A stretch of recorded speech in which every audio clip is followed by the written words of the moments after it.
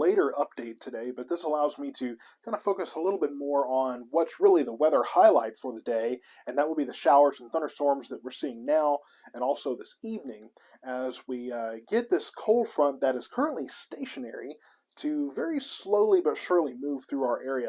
On the radar behind me, you see this first kind of wave of rain. This is moving out and affecting the I-45 corridor right now from Ferris down to Ennis, down to Corsicana there. A bit of a heavier batch moving up into Corsicana there, and this batch moving out. But you see off to the west, there's more.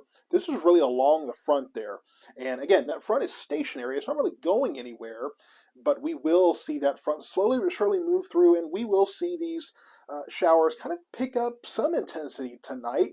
I don't expect these to be terrible, but we could very well hear some thunder and get some gusty winds out of these as well as we go forward. Overnight lows tonight will be in the low 40s, low to mid 40s, so we will be chilly overnight, and that will help us to keep from getting too warm and having too strong of storms in our area. But we could still hear a few rumbles of thunder even though it is cooler across the area.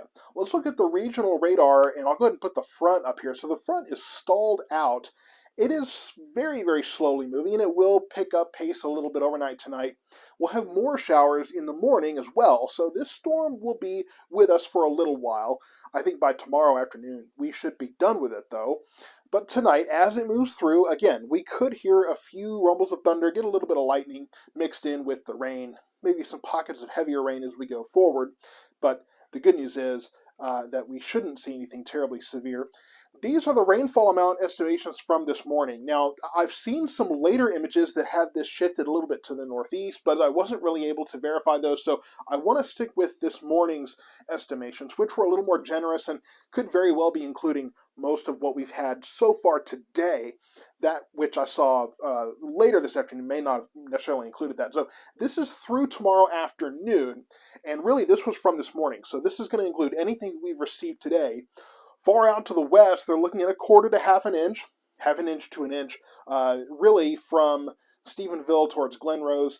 We're looking at, it's a thin area, but really an inch to an inch and a half from Gatesville on up to Cleburne, up to Denton there. And then as you get it closer into more our area, we're looking at an inch and a half to possibly 2 inches.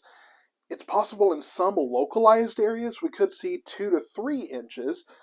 You can see that's a little more standard from Kaufman and Terrell up to Greenville there. Looks like most of our area, though, we're looking right around an inch and a half to 2 inches as far as our immediate area. And then as you get off to the east, it calms down a little bit too. But you can see this corridor from Waco, really the 35 West corridor here, kind of the focus of most of the rain, and odds are this will be where the front is stalled when we really start to pick up most of the rain that we'll get tonight, and we will see more tomorrow morning. As far as the storms that we're going to see, I did want to reiterate in the update that I gave yesterday and the day before, we were talking about the possibility that we could see some strong storms and severe storms out of this. They kind of moved this marginal risk a little bit further to the north that has receded down to the south. You can tell it includes parts of southern Navarro County, part of far south Hill County, but I really don't expect a whole lot. I think that the most we could see out of these is maybe some storms that approach that severe limit of 58 miles per hour or more. In terms of wind gusts, I really don't think that we're going to see much more than that. I don't think we have hailstorms, certainly not any tornadoes or anything like that expected. I really am thinking that our particular area, this 4 counties, really probably not going to do a whole lot. So we continue with this 80% chance of rain today, and as the front slowly moves through, we will begin to drop temperatures and winds will turn back to the north. Overnight tonight, like I said, low 40s, low to mid 40s across our area. Further south, maybe not quite as cool. Wednesday, tomorrow, we're looking at showers in the morning. I think that by noon, 1 o'clock, we're probably getting rid of at least most of this, if not all of it. 47 degrees tomorrow. We won't warm up much from our overnight lows. We stay cool tomorrow. Overnight tomorrow night, we're in the mid 30s rather. 60 degrees Thursday, but another front comes in, kind of brings us back down to the mid 30s overnight. Upper 30s again on Friday. You can see the up and down that's kind of going on here. Friday is cool. It's windy. Overnight Friday night, a light freeze, but don't worry, no ice involved. There's no precipitation to freeze here, but could see a light freeze with some areas possibly topping out in the upper 20s. 30 degrees is kind of the average there.